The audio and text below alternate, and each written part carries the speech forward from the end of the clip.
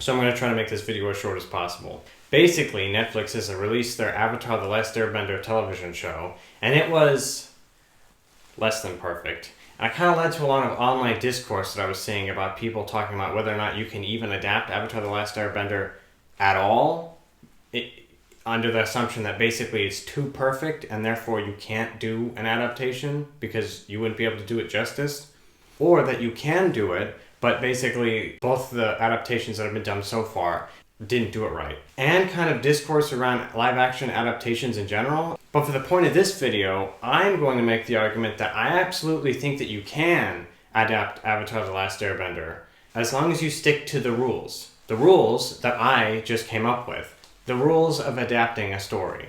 I'm sure there's actually way more that goes into adapting a story, but when it comes to adapting a story, you have to start by first identifying your story. And for the purposes of this video, there's only two categories of stories: the perfect story and the fairy tale.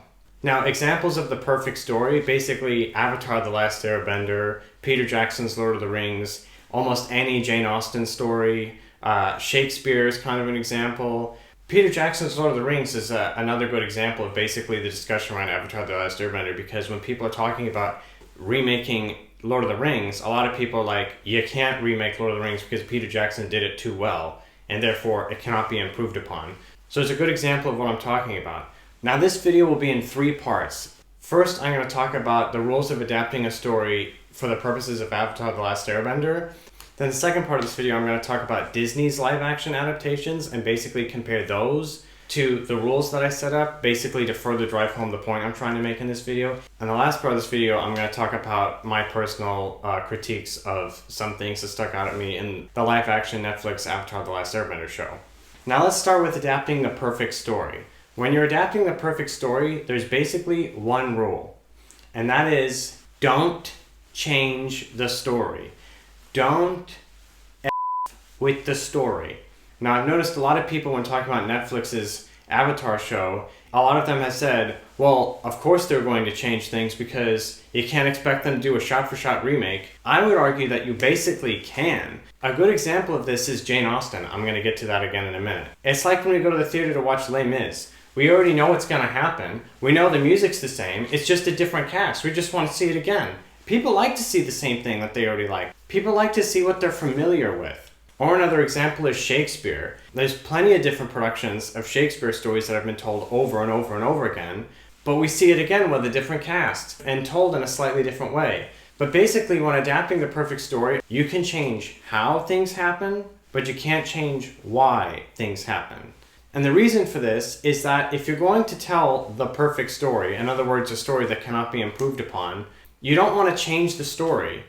But without changing the story, you can change how you tell the story. And that is, you can change the script, you can change the cinematography, you can change the mood of the story, you can change the pacing, but you can't change the story. Okay, for the sake of this video, I'm going to use Jane Austen's Pride and Prejudice as an example. Pride and Prejudice is a beloved story that a lot of people really like. A lot of people. In 1995, over 100 years after the book was written, the BBC released a 6-part series that was basically a perfect adaptation of the book to screen. It was, 5 hours long or something like that. It was 90-something% of the book was included, but basically the production was perfect. The acting was good, the screenplay was good, the music was good. And a lot of people would probably make the same argument that people talk about Avatar: The Last Airbender or Lord of the Rings, which is it can't be remade because it's already perfect. However, in 2005, Joe Wright produces Pride and Prejudice again in a 2-hour version, cutting out like 4 or 5 hours of the 1995 BBC production, and yet still managed to make it a triumph. How did he do this? He didn't change the story. He might have changed how things happen, but he didn't change why things happen. And for the sake of making it shorter, he basically cut things out. He didn't add. And basically changed how things happen so that he could make scenes happen a lot faster or have multiple scenes happen in one scene, but he didn't change why the scenes happen. A good example of this is comparing Darcy's proposal scene in both versions. In the 95 version, Darcy proposes very similarly to how he did in the book. He first visits Elizabeth and then chickens out, and then he visits her again and proposes. In the 2005 version, he visits her, chickens out, and then Joe Wright had the scene take place outside in the rain in a much more dramatic setting, and this adds drama. However, the same scene takes place. Darcy proposes, and Elizabeth rejects him for the exact same reasons that she rejected him in the other version. Now, the actual script changed from one version to another, but the substance of the scene is the same. He proposes, she rejects him for the exact same reasons, end of scene. The 2005 version didn't change why he proposed. He proposes in both versions because he likes her. He didn't propose to Elizabeth in the 2005 version because he lost a bet with Mr. Bingley. Do you see where I'm going with this? He proposed for the exact same reasons, and that helps keep the story the same. Another example of this is at the end of the 2005 movie, to add drama because it's the climax of the movie. When Darcy appears through the fog, we have this long shot of him walking all the way over to Elizabeth with the score basically taking over the scene. Whereas in the 95 version, they're like taking a walk and then he just brings up the subject again and the story resolves. Now again, how it happened, differently, but why it happened is the same. Now comparing this to Netflix's Avatar show, to use one example, in the second episode, Kyoshi has a psychic vision that something's going to happen at the Northern Water Tribe if Aang doesn't prevent it. So right off the bat, you have dead avatars seeing the future, which is something I don't remember happening in the original television show. So you're already changing the lore. But the second thing is now you've changed the reason why the main characters have to go to the Northern Water Tribe. In the new version, they have to go to the Northern Water Tribe to stop some sort of psychic vision. In the original version, they have to go to the Northern Water Tribe because Aang needs to learn waterbending along with Katara, which is a perfectly logical explanation. And the problem with this is now they've changed why things are happening. They didn't change how it happens. In both versions, they go to the Northern Water Tribe on Appa's back. But why they're going is now different. And this changes the story.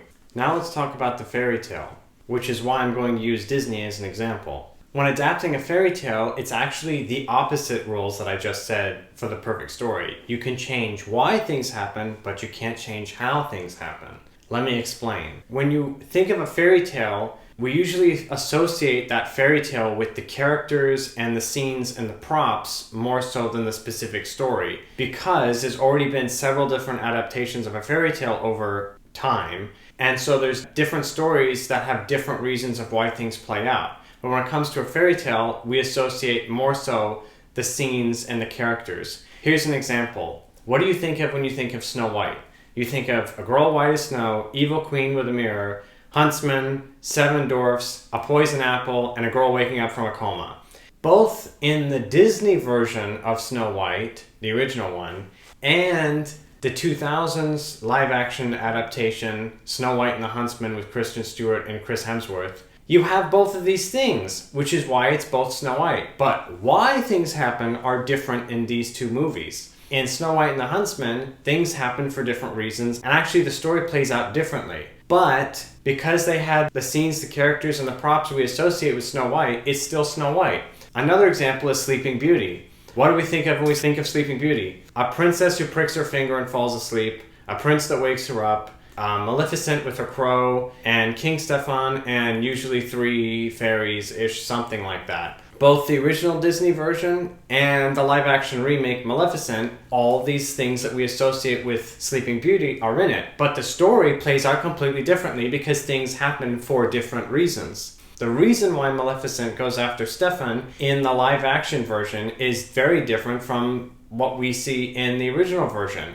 But because we're adapting something that's a fairy tale, the story doesn't matter so much as the props and the characters. Another example is Cinderella. Some girl with evil stepsisters and stepmother ends up going to the ball to see the prince with the help of her fairy godmother. The prince happens to like her and saves her from her situation. That's basically what we associate with Cinderella. There's been several different versions of Cinderella, and they all play out differently, and a lot of them have things that happen for different reasons. But because they have all the characters we associate with Cinderella, it's still Cinderella. So to reiterate, with a fairy tale, you can change why things happen, but you can't change how things happen. But when you're adapting a story that's basically perfect, you can't change why things happen, but you can change how things happen if it changes the way that you tell the story. In other words, you can change how you tell the story, but you don't want to change the story. But when you're adapting a fairy tale, you can change almost as much as you want as long as you keep the scenes and characters and props that we associate to that fairy tale. And this is the concept that I think both live-action adaptations of Avatar: The Last Airbender have basically gotten wrong about how to adapt Avatar: The Last Airbender.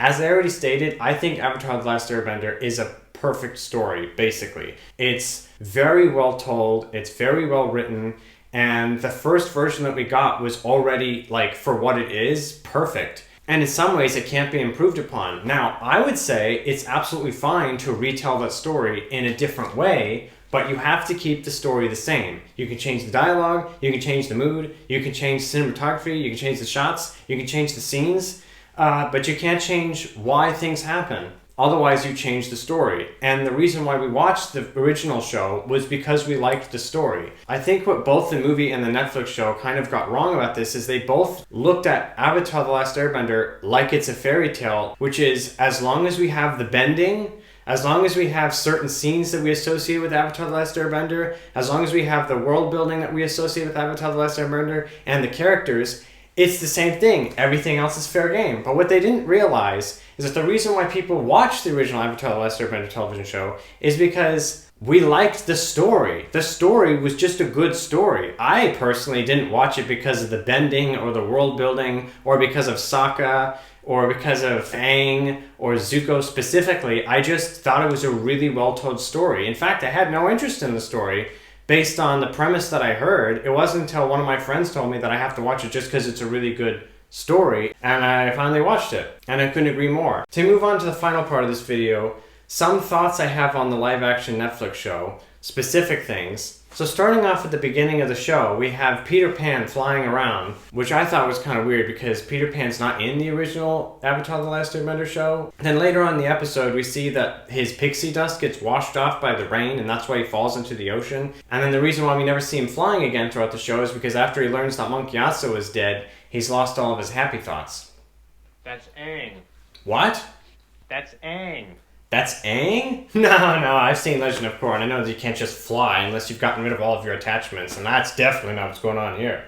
I would say in the first episode of that Netflix show, they actually didn't get too much wrong because for the most part, they haven't changed the story that much yet. But my main gripe with the first episode is that they spend half the episode before the 100 years has passed, and they start by showing us the genocide of the air nomads on screen before we even see that Aang is going to sleep for 100 years. And the reason why I think this takes away from the story is because in the original version, we don't learn as an audience that the genocide has happened yet until the moment that Aang learns too. So when Aang learns that his entire family is gone, we learn at the same time, and therefore we empathize with Aang with him. Whereas in the live action show, we as the audience already know that this has happened, so we just anticipate Aang learning, and it doesn't hit the same way.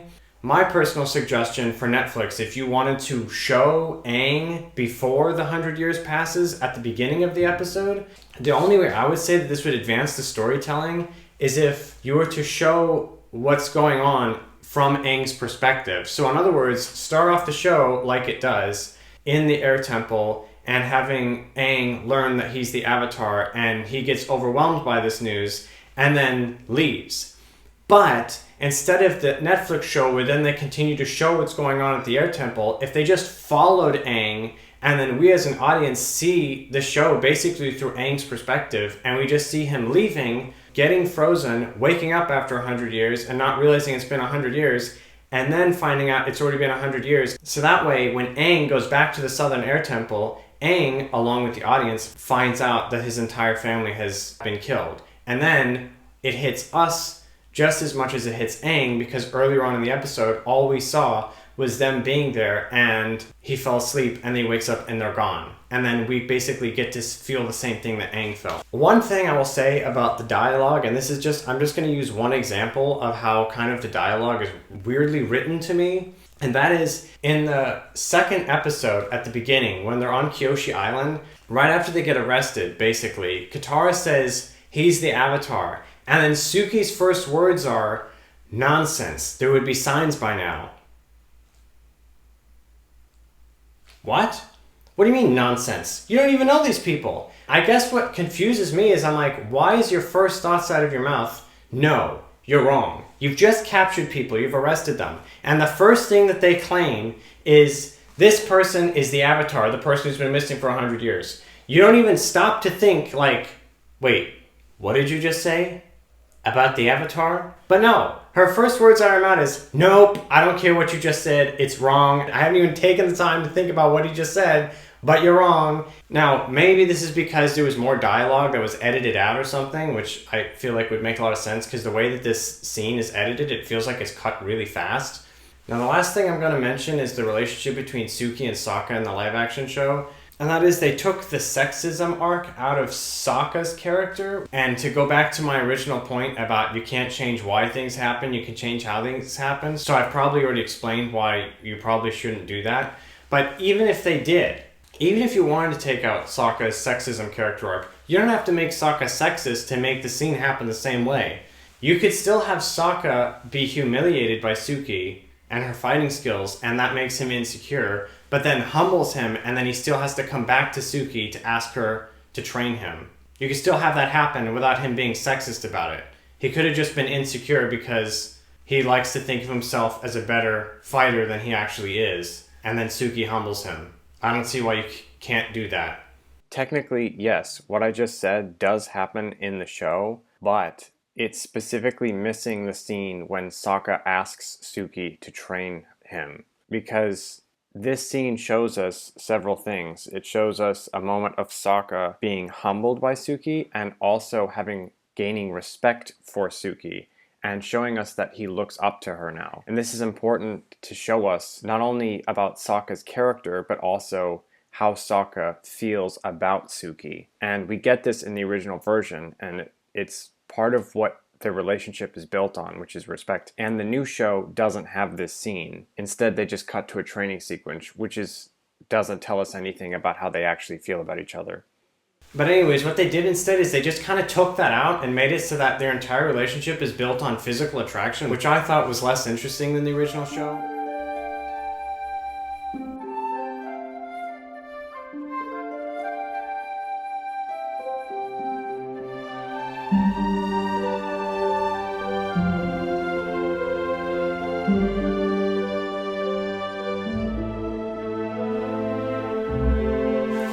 Why is she taking her makeup off? The whole reason why Sokka's attraction for Suki was endearing is because he fell in love with who she was more so than what she looked like. He didn't even know what she looked like and he found her attractive. And we know this because when she shows up again in the second season, he doesn't even recognize her. And because he felt something for her that was far more important than physical attraction. Respect.